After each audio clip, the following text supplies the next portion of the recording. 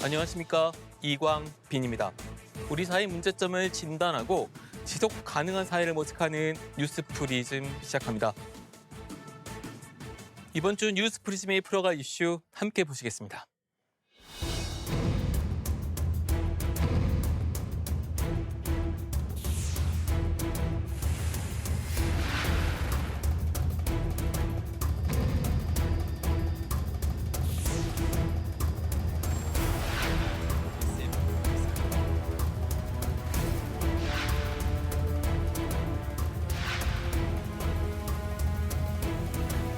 If one or more than one major oil-producing country is directly involved in the conflict, this may well give a upward pressure on the prices.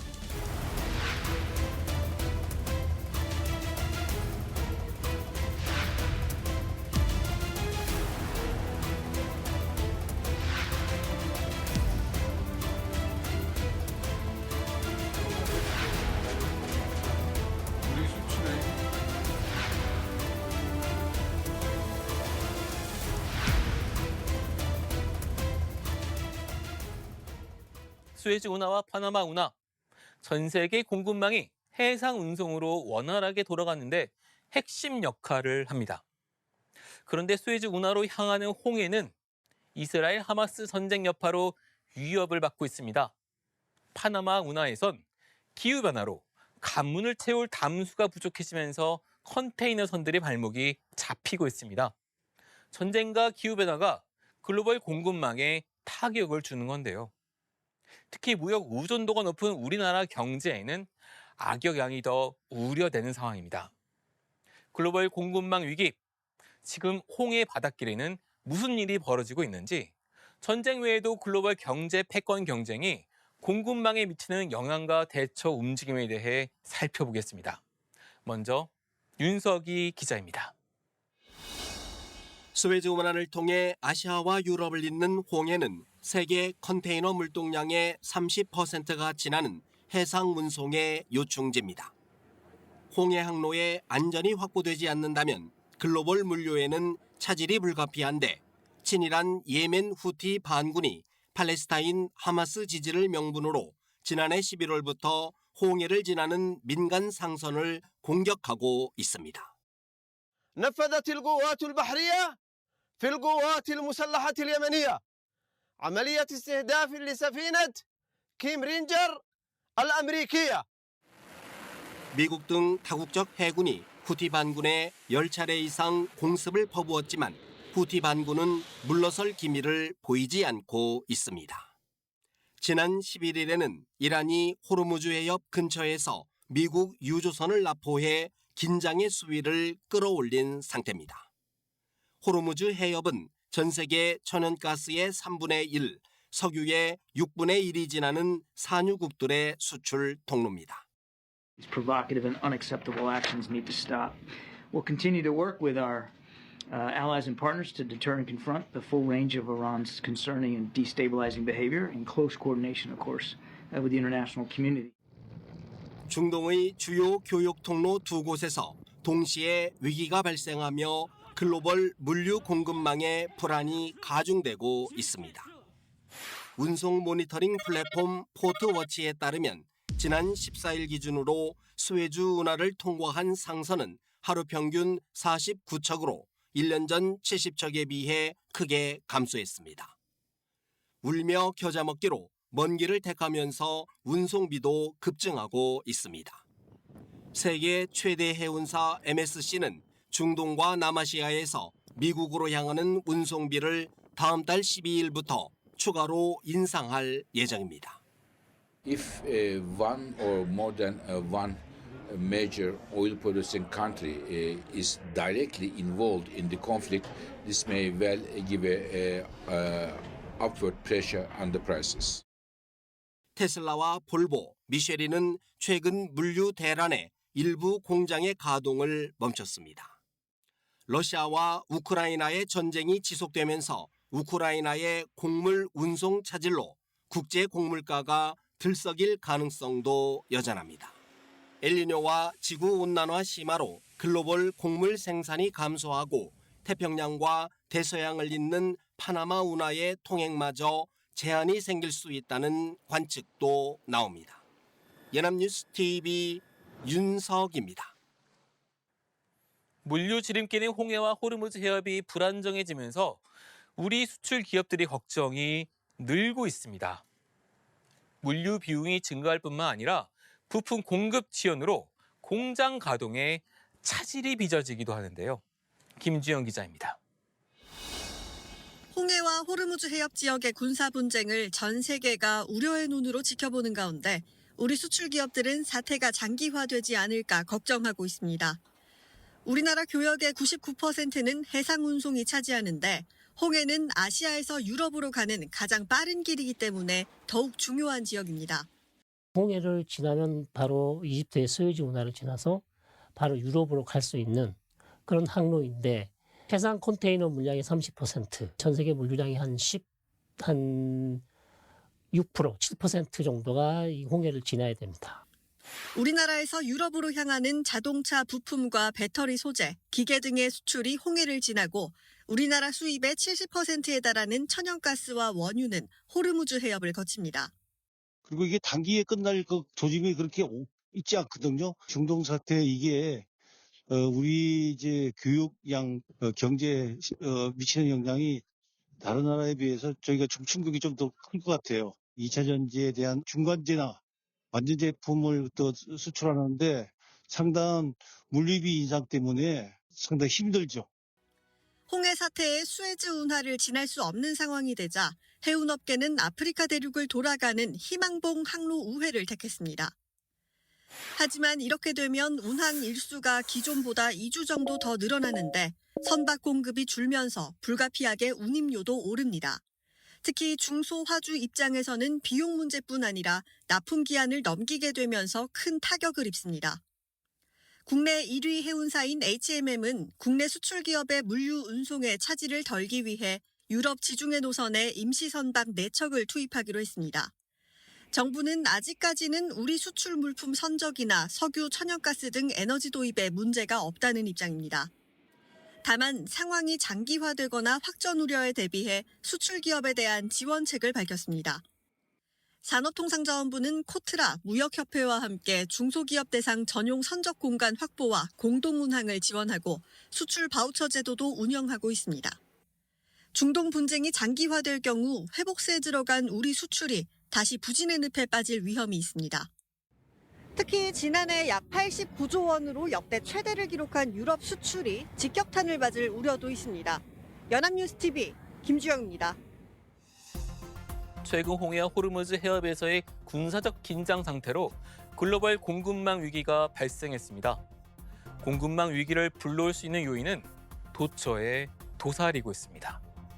발발 2년이 다 되어가는 우크라이나 전쟁 여파로 천연가스와 옥수수, 밀 가격 등이 급등하는 등 글로벌 공급망이 심각한 타격을 입기도 했습니다.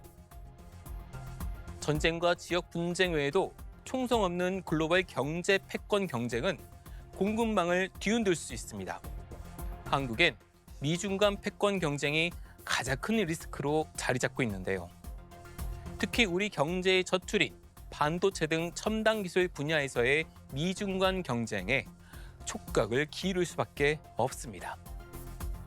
현재는 핵심 반도체 공급망에 대한 미국의 대중 규제 전선에서 우리나라는 미국, 일본과 한편에 서 있습니다. 최근 대만 총통 선거에서 민진당의 승리로 대만마저 한미일 공조 체제에 더 가까이 다가설 것으로 보이는데요. 반도체 소재와 장비, 부품 등 반도체 공급망에서 중국을 상대로 한 전선은 앞으로 더욱 첨예해질 겁니다. 오는 11월 미국 대선 결과에 따라서도 반도체 공급망 생태계는 변동성이 커질 수 있습니다. 중국의 반도체 공장을 가지고 있고 여전히 중국 반도체 수요 시장에 대한 의존도가 큰 우리로서는 긴밀히 대응할 수밖에 없는 상황입니다.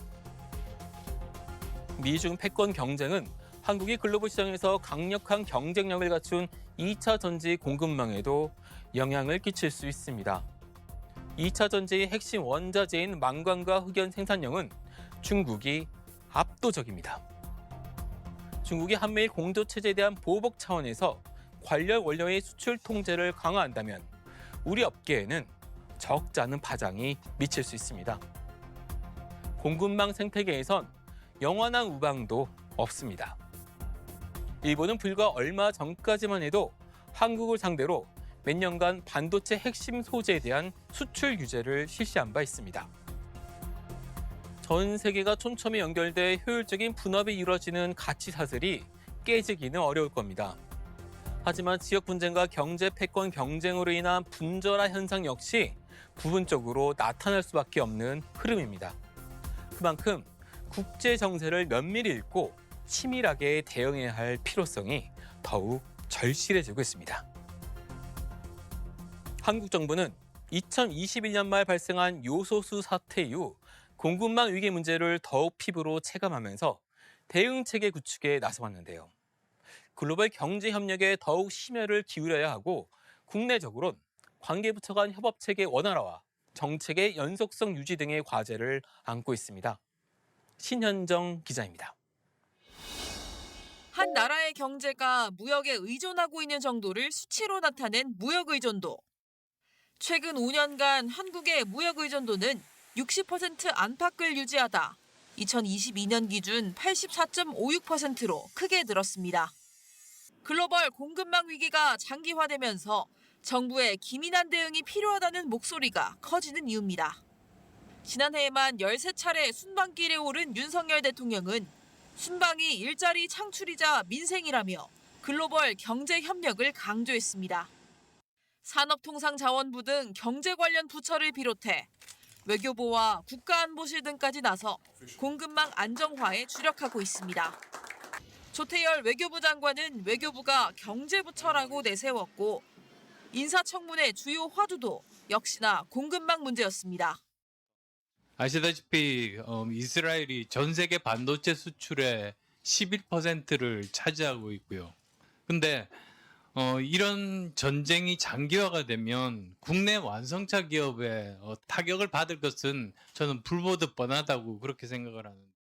이념 외교나 아니면 편가르기식의 진영 외교의 방식으로 해서 과연 우리가 지금 현재 수출의 위기 내지는 공급망의 위기를 극복해 갈 수 있는가의 문제인 것입니다.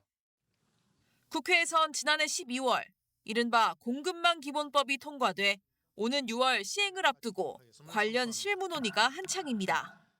주요 내용으로는 경제 안보를 위한 안정화 기본 계획을 3년마다 수립하고 대통령 소속으로 공급망 안정화위원회를 설치하며 기업의 공급망 리스크 피해를 최소화하기 위해 공급망 안정화 기금을 설치하는 내용 등이 담겼습니다.